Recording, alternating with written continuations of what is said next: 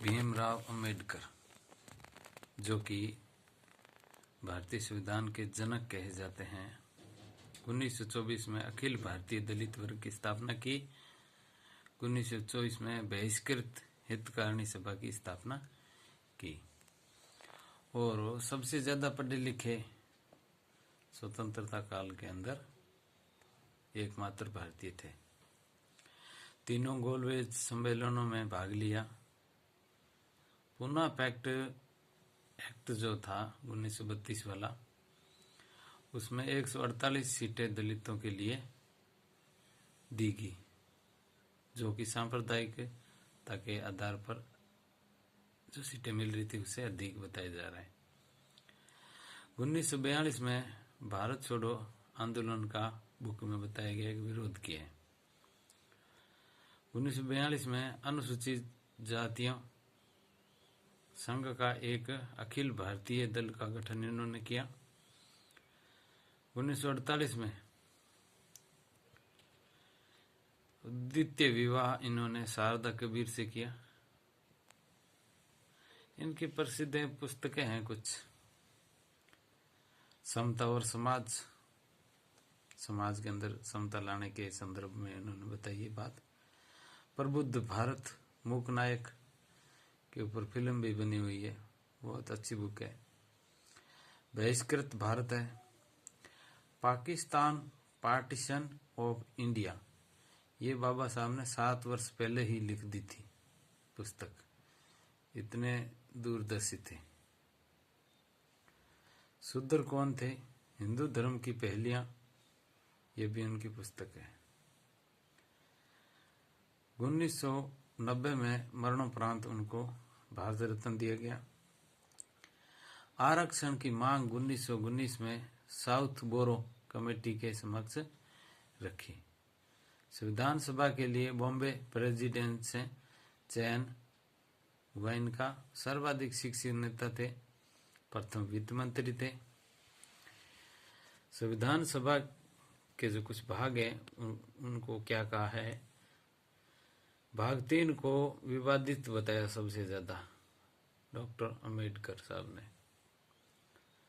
अनुच्छेद 21 को संविधान की बैकबोन कहा है। अनुच्छेद 32 को संविधान की आत्मा कहा है। अब आपको बताते हैं कि उनका चुनावी सफर कैसा रहा।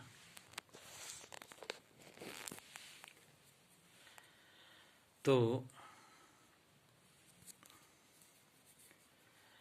अंबेडकर साहब ने बॉम्बे से चुनाव लड़ा। कहाँ से लड़ा? बॉम्बे से, और ये हार गए, चुनाव हार गए। फिर मुस्लिम लीग की सहायता से इन्होंने फिर जो जैसुर कुलना जगह है, जो कि अब बांग्लादेश वाली जगह है, पूरी बांग्लादेश में पड़ती है, मुस्लिम लीग की सहायता से जैसुर ये जैमूर है, कुलना वाली जगह से इन्होंने चुनाव लड़ा और चुनाव जीत गए। अब जैसे ये चुनाव जीते तो इधर इस बंगाल का अलग से विभाजन हो गया, बांग्लादेश बन गया, तो संविधान सभा में जाने का रास्ता हो गया बंद। फिर संविधान सलाहकार थे, एक संविधान के बारे में सलाह देते थे, निःशुल्क सलाह देते थे, BN राव, बहुत अच्छे व्यक्ति थे। ये अंतर्राष्ट्रीय न्यायालय में भारत की तरफ से प्रथम मुख्य न्यायाधीश भी रहे हैं।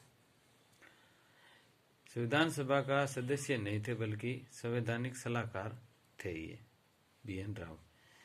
इन्होंने डॉक्टर राजेंद्र प्रसाद को बताया कि भारत का अगर संविधान तैयार करना है तो अंबेडकर साहब को रखना जरूरी है, उनके बिना संविधान मुश्किल हो जाएगा लिखना। तो फिर डॉक्टर राजेंद्र प्रसाद ने क्या किया, एक पत्र लिखा। किसको लिखा? BG खेरे को। BG खेरे कौन था?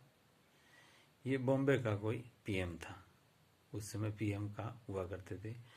इन्होंने कहा भी तुम्हारी तरफ से एक सीट खाली करो, वहां से बाबा साहब को चुनाव जिता करके विधानसभा में भेजना जरूरी है। इन्होंने पत्र के अंदर क्या क्या लिखा, कुछ मजबूरी की नहीं होगी। तब वहां क्या हुआ, एम.आर. जयकर को हटाया। उन्होंने उनसे विनती की भी आप एक बार हटिए, बाबा साहब को चुनाव लड़ना है, यहाँ से जीतना है ताकि संविधान निर्माण में हमारी हेल्प हो सके। तो एम.आर. जयकर ने इस्तीफा दे दिया।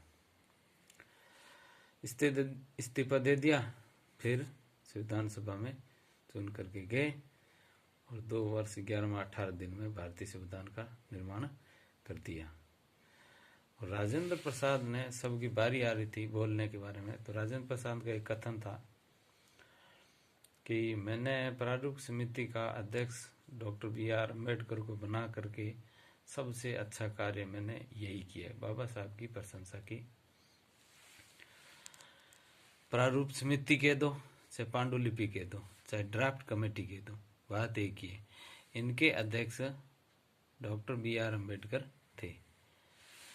अब इनके बारे में कुछ, संविधान के बारे में कुछ आलोचना के रूप में चर्चिल थे एक, उन्होंने इसको पढ़ा और कुछ बातें बताई। इन्होंने कहा कि एक ही जाति का है ये संविधान, भारतीय संविधान एक जाति का संविधान है, ये बात इन्होंने बताई, एक जाति का कहा। और हिंदुओं की सभा किसने कहा, हिंदुओं की सभा के.वी. राव ने डॉक्टर अम्बेडकर के संविधान को